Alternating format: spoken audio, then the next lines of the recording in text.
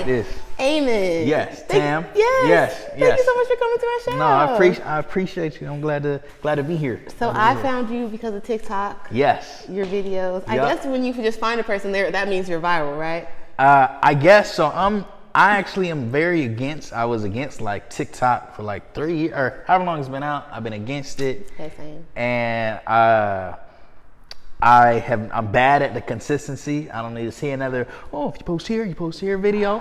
I had a song on Instagram, or like I put up the clip and it did well on Instagram. I'm like, okay, I'll put it up on TikTok, and like it kind of took off a little bit. So before I give my opinion, what was like your barrier for TikTok? Because I know I had my reasons, so let's hear yours. What were yours? I was just like, this is a lot. I'm not posting videos every day. I'm not about to be in a lifestyle. And I'm not a funny guy. I'm not the funny guy. And so I just didn't want to do it. But I realized, like, because I don't want to do something, somebody else is probably taking my space. Like, I'm thinking, I'm too old for that, so on and so forth. And then my auntie, who like 50, 55, was like, why aren't you on TikTok? So I'm like, okay, cool. So I did it for a little bit, got a little bit of, got some stuff that kind of went around, but like nothing like what recently happened. So yeah, we like a month out now. So from like my first little virality. So yeah. That's what's up. Okay, so basically a lot of the same reasons. I've been know about TikTok because I have like nieces and nephews. Yeah. And the whole time I'm like, this is for kids. Like, this is a kid app. Yeah. Let them have fun. Yeah, let them do their thing. You know, back when it was Musically. So then like when it starts to get popular, I guess during the pandemic, I'm like, I'm not about to dance. Yeah. I'm not about to be doing skits. Right. Like, I'm not about to do TikTok. But then my friend, I used to have a podcast with her, my college roommate, my good friend. And she's like, Where'd you go to school? I went to FITM. It's like fashion school. Oh, okay. I know about FITM. Okay. Very cool. Yeah, so we met there. We're gang for life now. Okay, I love that. But she's like, you're doing interviews and stuff and like reviewing music. Your content would be perfect for TikTok. And I'm like, no, TikTok is for dances. Yeah, like 100%. I'm not on it, so I don't know. Yeah. I get on it, and same thing. It's like, oh, that's awesome. And I'm finding cool people like you. I love to find new music. Okay. I love like live shows and stuff like that. So Very TikTok cool. has been plugging me in. No, that's fire. That's so fire. No, that's literally, I'm just on the app. Like, I'm new to the app, so, or not like new to it, but like I'm new to like figuring stuff out. And being trying to be consistent and all that. I'm like, but yeah, it's it's rough, but yeah, I'm getting there. So Amon, where are you from? I'm from San Diego, California. Yeah.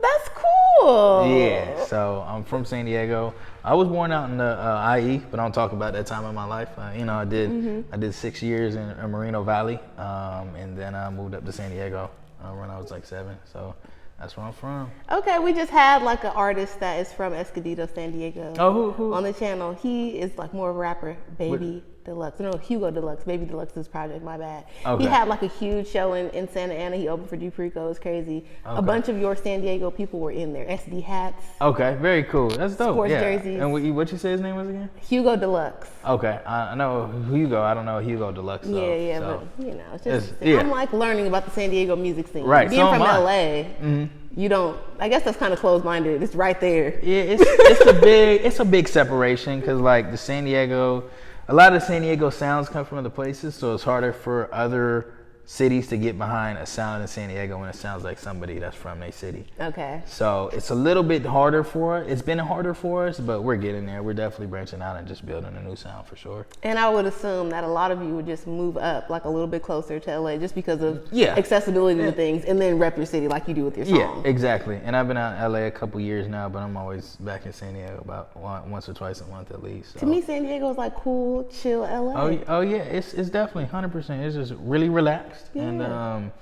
that's pretty much, it's just really relaxed. It's just space. It's pretty much a lot of the same. You get a lot of cultural diversity, cultural inclusion. For sure. But it's cool. It's just relaxed. So I had another like California native on the channel a while ago, and she's like, when she gets rich, she still wants to live in her same, like where she's from, definitely. Just living nice. So do you plan to live in the hills of La Jolla or something, fancy San Diego? Maybe we may have to get a little house next to Swiss and Alicia. They live out there.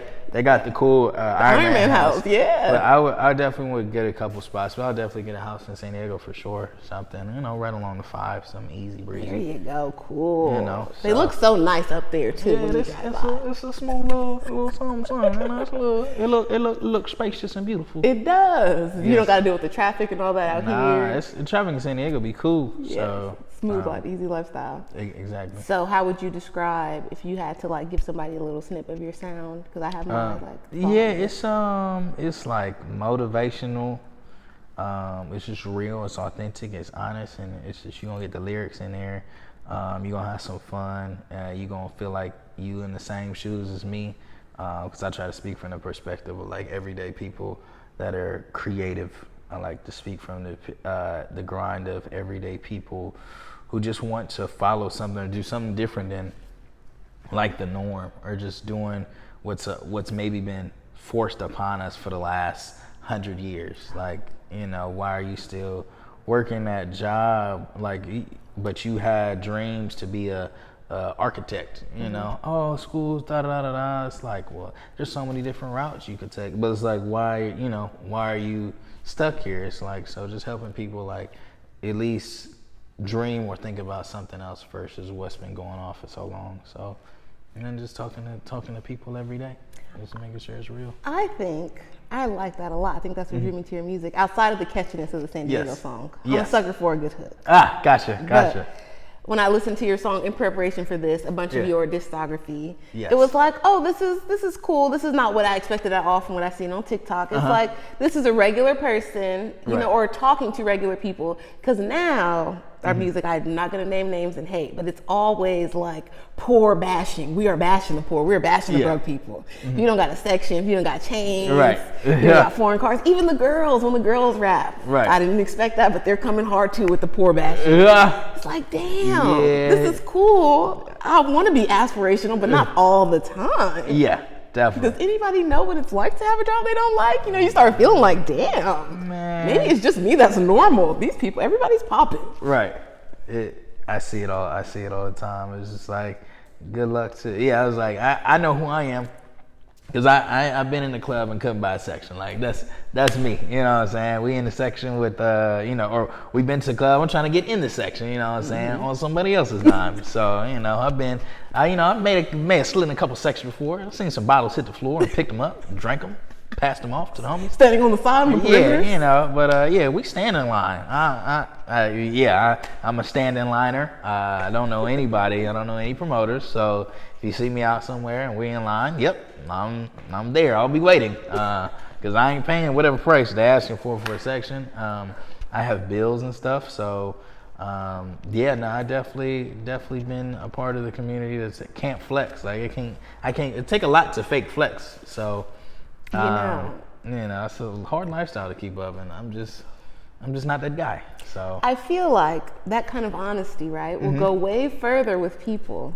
Especially with I don't want to be like a doomsday prepper, you know, but what's coming down as far as our economy and our government and all that. The 80s style lifestyle that we've kind of been faking, you know, living it up in the club, everybody's got to change that's going to have to slow down. It's going to at some point. I'm like, and these car payments is crazy. Gas crazy. And the music is supposed to be a reflection of the time. That's what older people would say, you know, Bob Dylan, Nina Simone. You're supposed to reflect the times and what people are going through. I don't think the music is doing that right now. But your music, for the solid, 2 hours that I'm driving around, it's like, this is normal. This is, way more relatable. Definitely.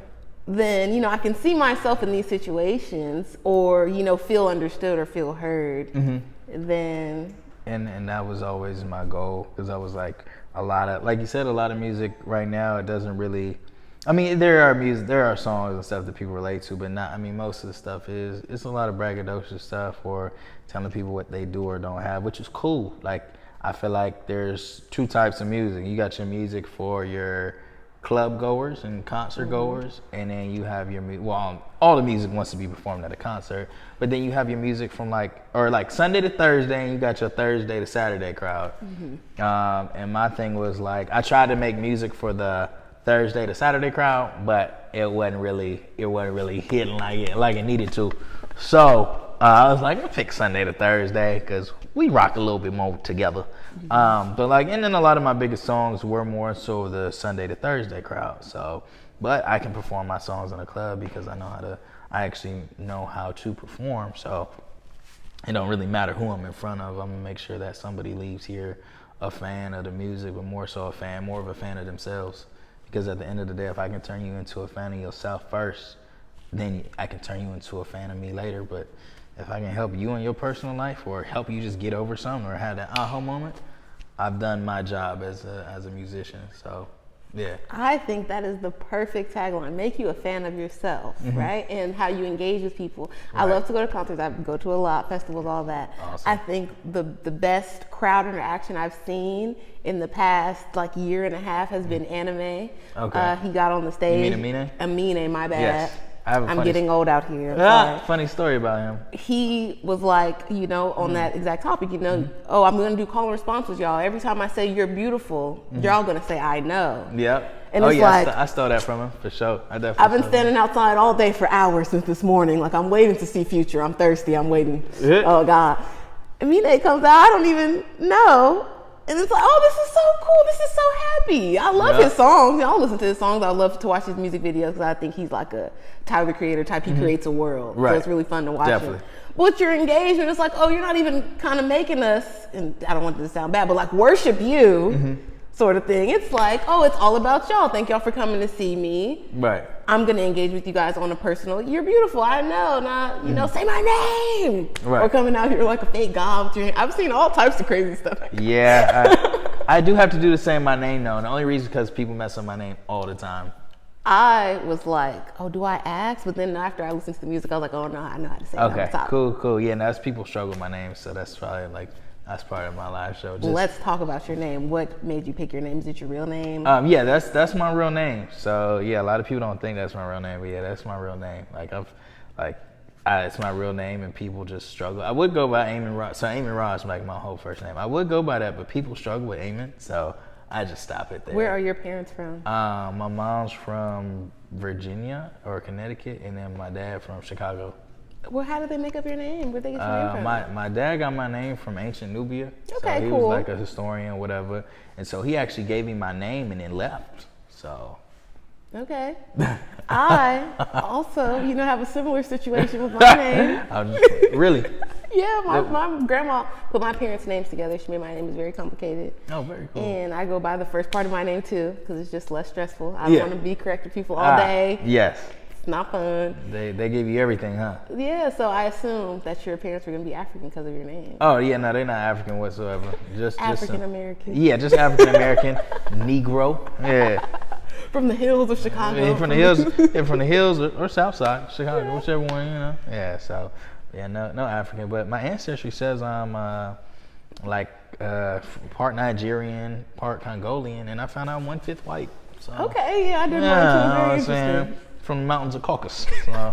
Mountains of Caucasus. How do you feel as a black person to have this is the first time we can even know for Black Americans where we're from or how all of that works, and how did it feel when you did that, or what made you want to go do it? I was like, cool. I think my girlfriend got me a little thing for a birthday or something like that, right? Okay, to help you figure out who you are. Yeah, exactly. Help me find.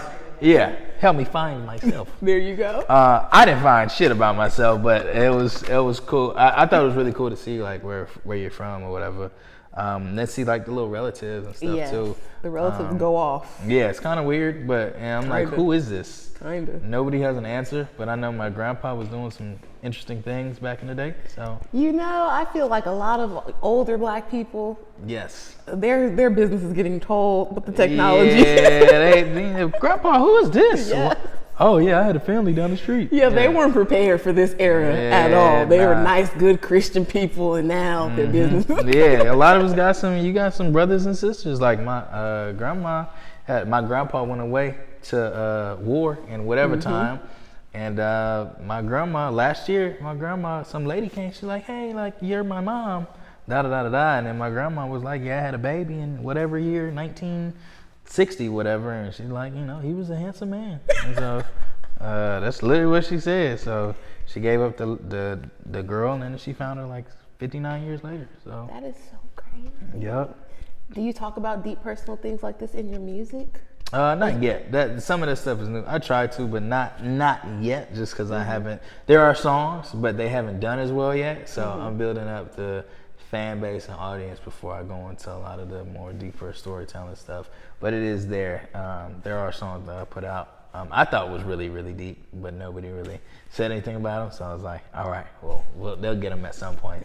But those are coming for sure. How do you deal with, as a creative person, right? Because all creatives are sensitive about what they put out, and they're making us like a baby, you know?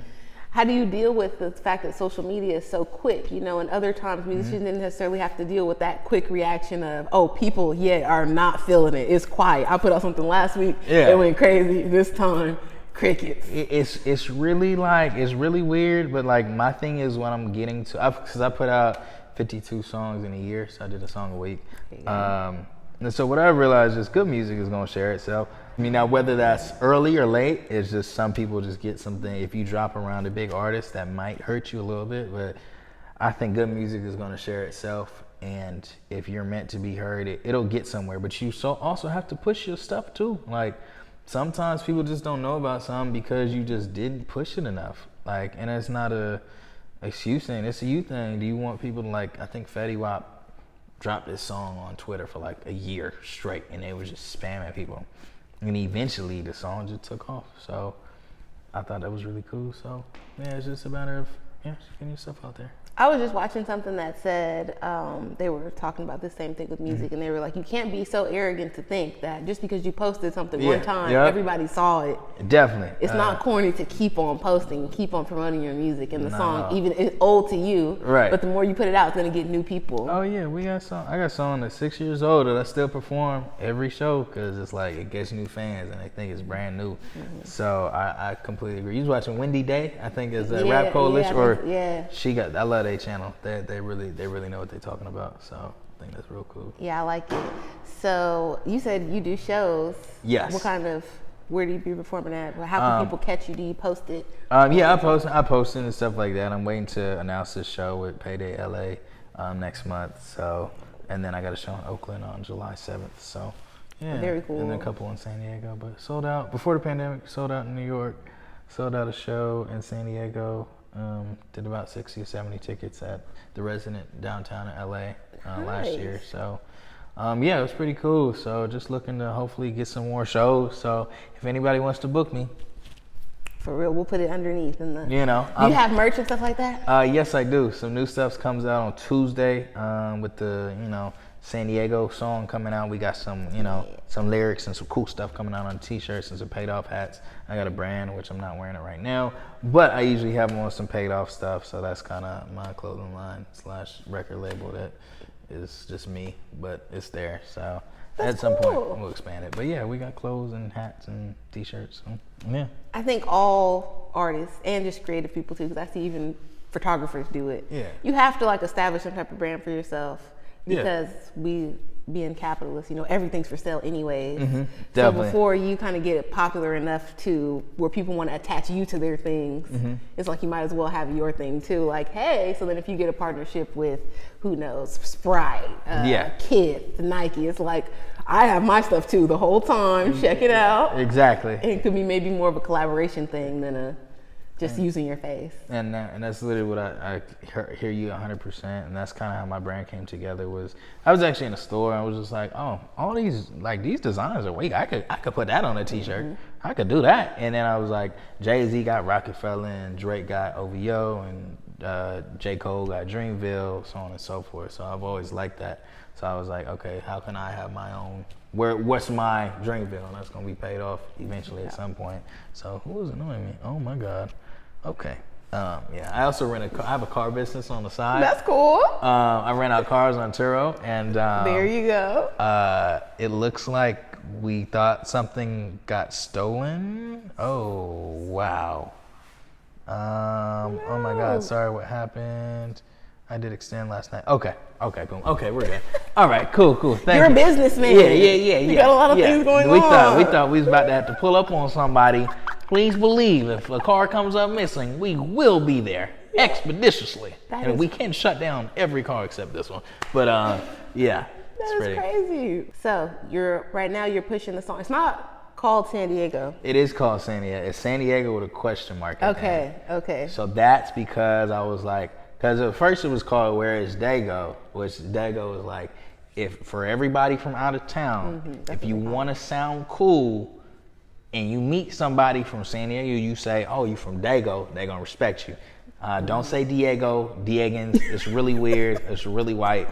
Go to La Jolla. Yeah. Diegan. Yeah, Diegan. Like it's been strange. Like a separate brand of rich people. Yeah, it's rich, gentrified. We don't go to that side. But whatever. But Dago is with the cool people. Yeah, Dago people gonna be like, okay, you must know something or somebody put you on game. So that's kind of a little secret. And I said right now you're pushing that song, and you're talking about maybe having an event for it. So the event is Tuesday night. I don't know when it's coming out. Monday. So So tomorrow, because you got to do it. Tomorrow night, San Diego, 7:00. We having a listening party. It's gonna be crazy. Actually, there won't be no food, no drinks. We just playing the video, and it's still gonna be crazy. Yeah, ignore those buses. He said. We might get a microphone. I might rent a stage. I haven't gotten that far in life, but that's where we at. But so, Tuesday night, Hendo Studio, come out. Black owned, black grown. Come on. There we go. We'll put everything up so y'all can come. Yes. So are you going to perform maybe? Or, walk around? I wasn't planning on performing, but we'll see. There's no mic. I mean, I don't know. I'm just going to have the aux. Kind of like when Kanye was at Madison Square Garden. Just DJ the event. But like Paris Hilton style. Be there, get in the crowd hype. She's not scratching anything for real. I got you. I didn't even know she's there. She's wearing the costume. I didn't even know she was celebrity DJs, like Shaq. They just pull up. Yeah. You're there to see the person. What they say, if you can, what you need to be able to hold a beer. If you can't hold a beer and DJ, you're doing too much. That's what the homie said. So, but yeah, my homie 3 hours ago shot the video. You did it today? Oh no, this was like a couple weeks ago. Okay. Yeah, so my boy 3 hours, he shoots everything for me. Zoo Productions, my boy Steven. I met him at work because I work a day job too. So yes, I've also learned that when people don't tell you what they do, they usually are either scamming or getting money from their parents if it's not a parent. Or they sell drugs. So scamming, selling drugs, getting money from their parents if they weird about what they do. Thank you for the transparency because being from LA. Oh yeah. People act like they're surviving off vibes. And the kids out there in the world, the young people. Surviving off vibes. That's we need to put that on a t-shirt. My brother and his friends, they're 18, 19, they're trying to figure out life. Surviving. And they're going through it with this fake information. Like you could just be cool, you could just be that nigga. Yeah, and life it's crazy. I'm like, so what do you, I be nosy. It'd be like, so what do you do? And he'd be like, I just. That's what I mean. I'm just getting it. What?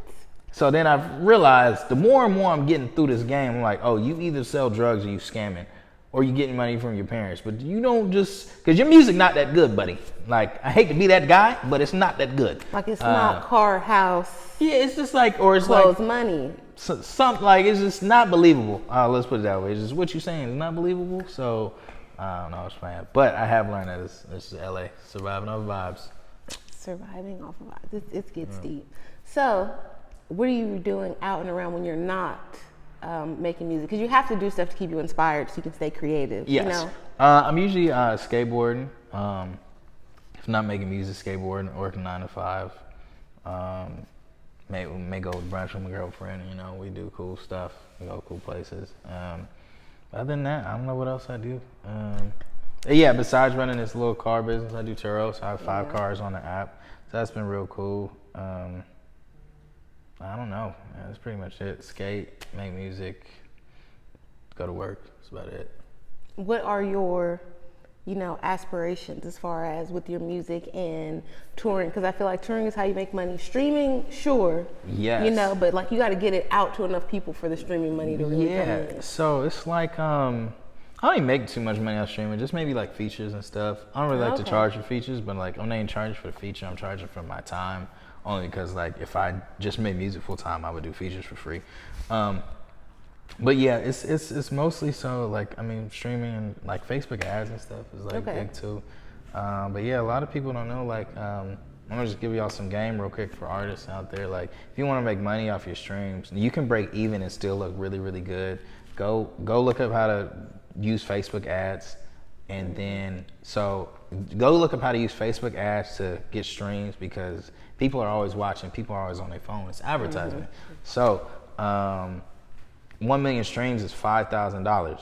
So if you can figure out how to market yourself and put $2,500 in to your song to market it, you can make that $2,500 back if you figure out how to get the ratios right.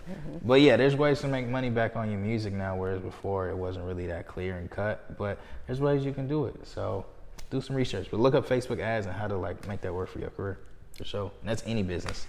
Do you think you want to stay like independent and try to push it as far as you can until somebody offered you a good amount of money, or do you want to be signed? I don't care. I don't care.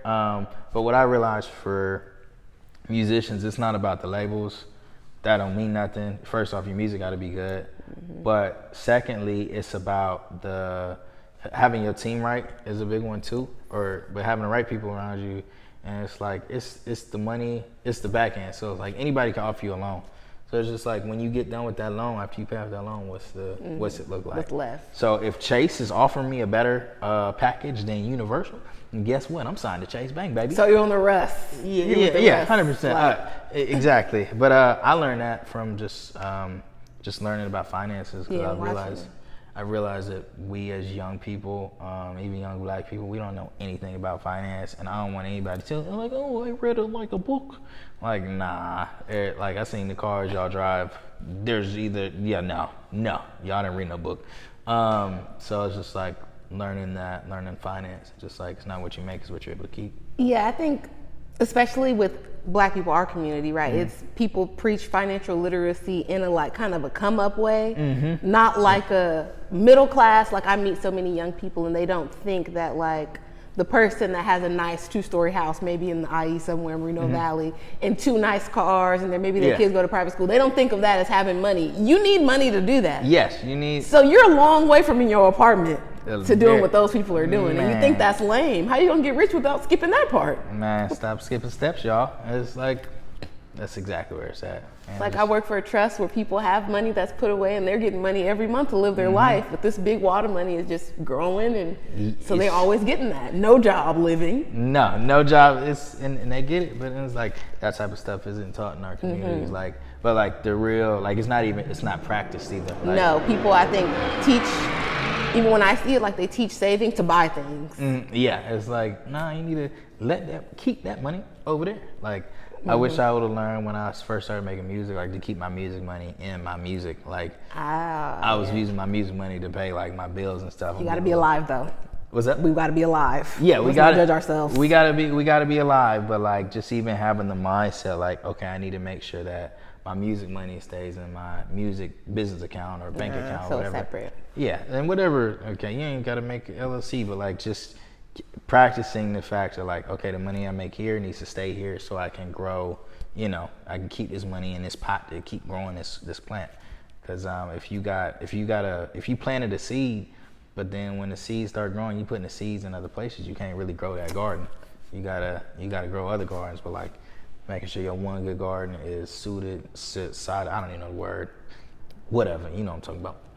The garden when you solder it. Making sure it's straight, ready for planting. You want to make sure when people come visit your garden, it's plentiful, so just grow your garden. Yeah. I guess that would too, like make you more focused and maybe motivate you a little bit too to see this money just growing up off of your music and seeing it over there. Right. Like might make you take it more serious than if you're getting money like here and there, you're kind of nickel and dime yourself. Right. And then when stuff gets hard, you might be like, oh, this is not really working. When it is. Yeah, exactly. You just paid like, 6 phone bills and you went out, you had a good time. That's all it is.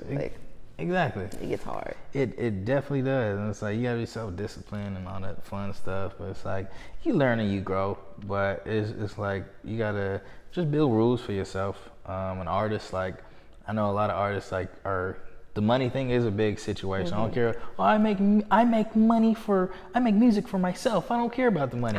Until somebody makes a whole lot of money off your music, you be like, oh wait, well, hold up. Yes. Oh, y'all made what? Oh, okay. Whoa, whoa. Or if they took the song and like misappropriated, put it in a show or something, they weren't paid, you would be up in arms. Come on, what are we talking about? Come on.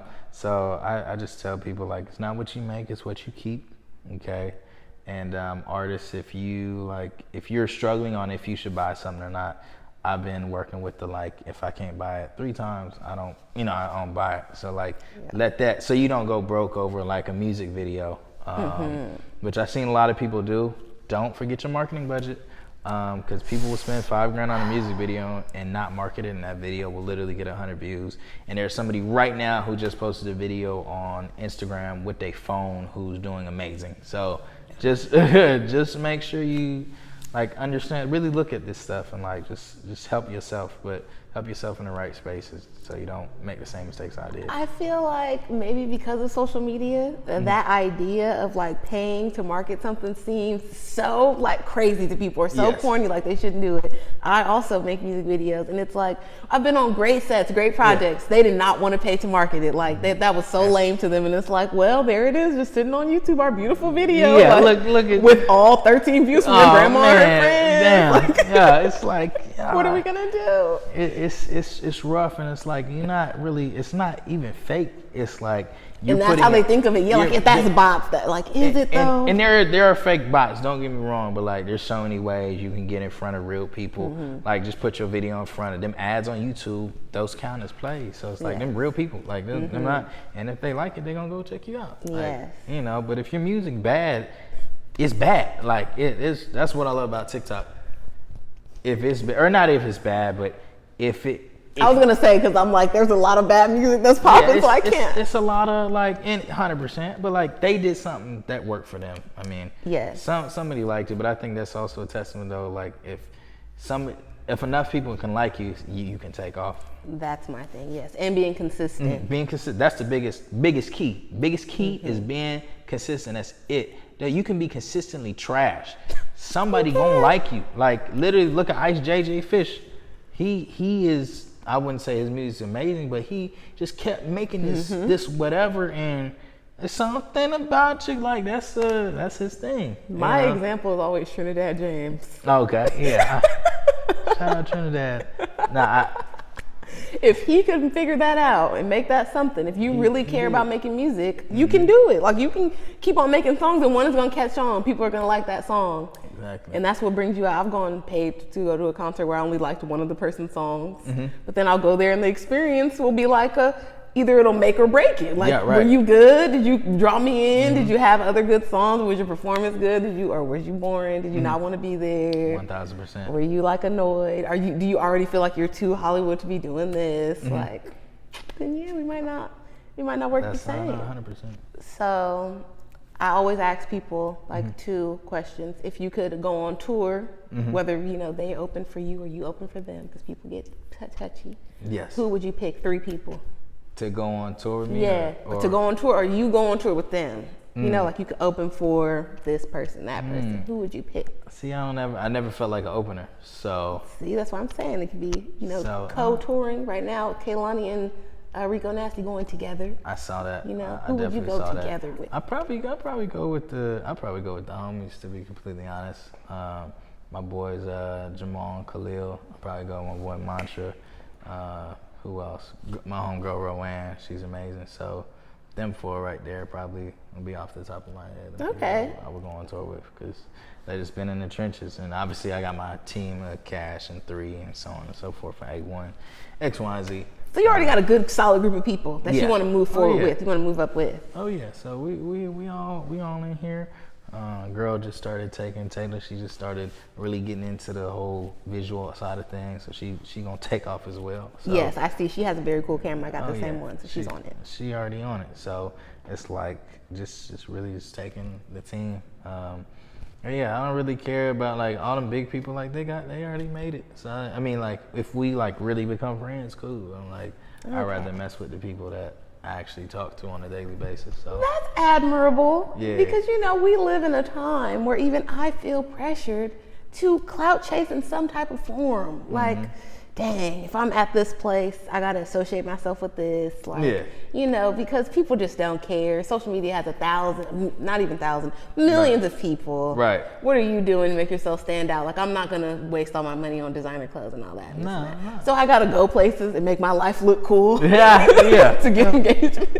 I'm weak. That's cool that you're like, I'm just gonna roll with my friends. Yeah, no, I'm like, we'll figure this out. It'd probably be a funner tour. Yeah, it'd be a fun tour, and I mean, like, I've failed at a lot of things, so I kind of know what things take. Just making it organized and making it easy for everybody, so everybody don't have to ask 50,000 questions. Like, you can like it's like you can handle all that stuff. You just got to plan it out. Like when we went to New York a couple of years ago, I just planned everything out, like pretty much down to the dollar, like how much the Uber's gonna be from the hotel to the I came back home with literally $0, which I don't recommend. But I did figure it out to a degree, so it's like just making everybody's life easier. And do all of your music like have similar sounds so it goes together? It's like a vibe. Y'all make music together, or? Yeah, we make music with everybody. Yeah, it's just pretty much make music with everybody. We all got similar sounds in whatever way, shape, form, or fashion for that song or that track or that project. So the Amon and Friends tour. Yeah, or friends and Amon tour. Put them first. Yeah. A nice guy. Put them first. Last question I like to ask. If you could pick 3 people you want to do a collaboration with, they could be from any genre. You don't have to limit yourself. Who would they be? Probably Stevie Wonder. That's a good one. That's a hit. Probably Tupac for sure. Tupac, you gonna get the hologram of Tupac? That's still alive. I get one of them old verses that was unreleased. Okay. That ain't nobody got. One out. Yeah, and probably Lauryn Hill. There you go. I can see that. Yeah, so. There's a lot of parallels with your music. Yeah. It's just her. She's coming from a female perspective. Right. Nah, she dope. She's so ill. So. What about Wale? When I listen to your music, I get young Wale vibes. Oh, Wale's dope. I just haven't. I haven't really listened to a lot of his stuff in a little while. But Wale's dope though. I mean, there's people like there's people I feel like I'm gonna run into. I always like when I ask that question. It's like I feel like it's more so people that I don't know when I run into them ever in life. But if I were given an opportunity or like pulling something from like some archive that wasn't supposed to be accessed, I always think it's cool. So you're more of a vintage person? Yeah, just nostalgia. Yeah, or just like, oh wait, how did he get a Michael Jackson verse? Like that's what I wanna. That's like people already gonna expect me to do songs with Wale. Like that's kind of expected, but like, oh, how did he get a Beatles verse? Whoa, what? Okay. What is so and so doing on here? Hey, how you get that? You gotta save up that tour money if we're gonna go and get these posthumous. Yeah, we gonna hope the family just wants to. They're gonna hear the music and be like, we have to, that one would hope. Fingers crossed. That's a good goal to have. Exactly. Stevie Wonder's still alive though. He be around. Oh yeah, Stevie Wonder still he be around. So I seen him outside, so it's like you can catch up with Stevie Wonder. Did he see you? Please, I pissed my dad off because I showed him a TikTok where the girl was joking that Stevie Wonder could see. He got so mad. Yeah, y'all go look up the video when that mic fell. Yeah. He got so mad, like, no, why would this is disrespectful? You kids are dumb. Blah blah. So I heard Stevie be at the movies. You know what I'm saying? I heard he be. Look, he came out. I have to say it now. He came out at the Dave Chappelle screening for his documentary. What? Huh? Hey. So either he was watching or he was listening. Hey, but he was there. He knows something. Thank you so much for coming on my show. I really appreciate it. Go follow Amon on all social medias. We're going to put it all up. Listen to his new single, San Diego, ? Come to the event if you can, if you're in the area. Yes. Please. If you don't got a car, there's a train that goes to San Diego too. It's very cute. It's quick. Yeah, it'll take you about 2 hours, about $35 there, $35 back. There you go. About a $20 Uber to the thing, and about $20 back. Don't discourage them with your calculation. Round trip about 140, but you can do it though. Don't feel discouraged. You can do it. See, he went into great detail. I'm a salesman. Yeah. I'm trying to get you out there. Yeah, you know what I'm saying? I just want to, if you want to come out there, I want you to give it a good time, but please don't waste your money. Actually, yeah, I'm just playing. We don't waste your money. Yeah, y'all can rent a car. Actually, you can rent a car from me. Yes, you can. And then you can go to San Diego, whatever, and then come back. Look at that. Come on. I like the way you clean that up. Thank you. Support the Turo. Yeah, get a whip. Support the Turo. Come down. Come on, I got y'all. Do you sneak your music into your cars? No, I used to drive for Uber. I did that though. Okay, there you go. I definitely did that. And then people be like, "Who is this?" I'd be like, "That's me." Like people would Shazam me because I would play a playlist and I would sneak my music in there, but I was already set up, so the stuff would be playing and the song come on. One regular song, come on, and my song come on. I'm like, "Who is this?" And I turned the little screen off, so that's how they have to ask. They gotta engage. So they would start Shazamming, and then like, "Is this you?" I'd be like, "Yep." And it's marketing genius. He's gonna be around. Amon's gonna be around. Check out the business acumen. Thank you. I appreciate it. We're going to link all of his things. Thank you again for coming out. Oh, yeah. This is awesome. This is, like, as soon as you reached, I was like, cool. You saying you got good energy, good vibes. So, thank you. Anything y'all. And I got to come to a show so I can buy merch. I can be a fan. You know? Yes, I would love that. Something's coming soon. I'm just waiting on these people. If they don't get back to me, if this doesn't work out, then I'm just going to throw my own thing. It'll probably be like a real quick, like, we got 4 weeks to sell X amount of tickets. So, that's what we're going to do. All right. Yes. Well, Until next time. Until next time.